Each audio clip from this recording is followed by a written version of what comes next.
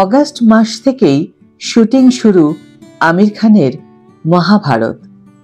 আমির খানের ক্যারিয়ারের বড় চমক।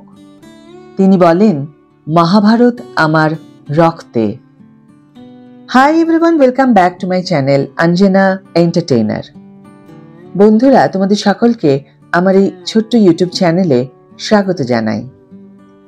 মহাভারতকে সিনে পর্দায় নিয়ে এসে স্বপ্ন পূরণ করতে চলেছেন আমির খান, সে কথা আগেই জানিয়েছিলেন। বিগত ১.৫ দশক ধরে এই মহাকাব্যকে বড় পর্দার জন্য তৈরি করার পরিকল্পনা করছেন, কিন্তু একাধিকবার ইতিহাস কিংবা পুরাণ ভিত্তিক বলিউড সিনেমাকে যেভাবে বিতর্কে জড়াতে হয়েছে, সম্ভবত সেই কারণেই আর মহাভারত তৈরি করার স্পর্ধা দেখাননি আমির খান।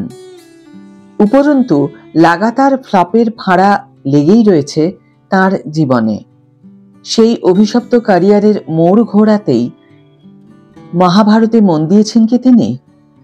অভিনেতার ঘোষণার পর থেকেই কৌতূহল সর্বত্র।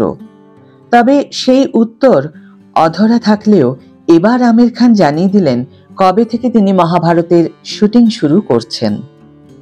সম্প্রতি এক বলিউড মাধ্যমের সাক্ষাৎকারে আমির খান জানিয়েছেন, চলতি বছরের অগাস্ট মাস থেকে কাজ শুরু করার ইচ্ছে রয়েছে, তবে একাধিক সিরিজে এই সিনেমা তৈরি করব, সেটা পরপর রিলিজ করবে, কারণ এক ছবিতে মহাভারতের মতো প্রকাণ্ড মহাকাব্যকে তুলে ধরা সম্ভব নয়।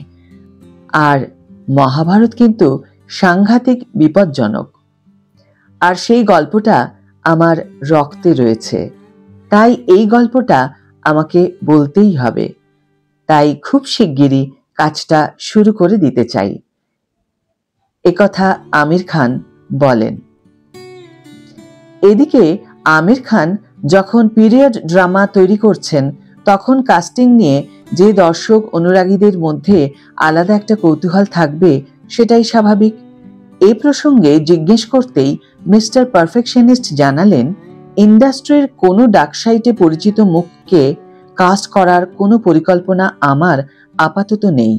আমার কাছে চরিত্রগুলোই আসল তারকা, তাই আমি অপরিচিত মুখই চাইছি। আমার ভাবনায় দর্শকরা পুরোপুরি নতুন একটা কাস্টিং টিম দেখতে পাবেন। গত মাসেই এক অনুষ্ঠানে এসে আমির খান জানিয়েছিলেন, আমার বহুদিনের স্বপ্ন মহাভারত নিয়ে সিনেমা তৈরি করব। এবার সেই স্বপ্ন পূরণ করার সময় চলে এসেছে। দেখি আমি নিজে কোনো চরিত্রে অভিনয় করতে পারি কিনা। অতীতে শোনা গিয়েছিল কৃষ্ণ এবং কর্ণ মহাভারতের এই দুই পোক্ত চরিত্র নিয়ে ধন্দে পড়েছেন মিস্টার পারফেকশনিস্ট। কোন চরিত্রটা নিজের জন্য বেছে নেবেন সিদ্ধান্ত নিতে পারছেন না। সেই সময় এমন গুঞ্জনও শোনা গিয়েছে যে আমির খানের মহাভারতে একটা বড় চমক হতে চলেছে কাস্টিং। ভীষ্মের ভূমিকায় অমিতাভ বচ্চন, অর্জুনের চরিত্রে ঋত্বিক রোশন এবং দ্রৌপদীর ভূমিকায় ঐশ্বরিয়া রায় বচ্চনকে ভেবে রেখেছেন অভিনেতা পরিচালক। তবে সময় বদলেছে, বর্তমানেও কাস্টিং এর ক্ষেত্রে তেমনই ভাবনা রেখেছেন কিনা সেটা খোলসা করেননি আমির খান।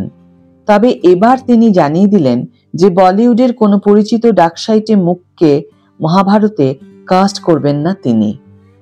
এখন দেখা যাক শেষ পর্যন্ত কাস্টিংয়ে আমির খান কি সিদ্ধান্ত নেন। আজকের ভিডিও এখানেই শেষ করছি বন্ধুরা। ভিডিওটি যদি ভালো লেগে থাকে তাহলে অবশ্যই একটা ছোট্ট করে লাইক দিও, শেয়ার করো বন্ধুদের সাথে, কমেন্ট করে জানিও তোমাদের মতামত। যারা এখনো আমার চ্যানেলটিকে সাবস্ক্রাইব করোনি তারা অবশ্যই চ্যানেলটিকে সাবস্ক্রাইব করে আমার পাশে থেকো, আর যারা অলরেডি সাবস্ক্রাইব করে দিয়েছো তাদের জন্য আমার অনেক ভালোবাসা এবং অনেক ধন্যবাদ। আজ তাহলে বিদায় বন্ধু, দেখা হবে পরের ভিডিওতে। ভালো থেকো, সুস্থ থেকো, সঙ্গে থেকো।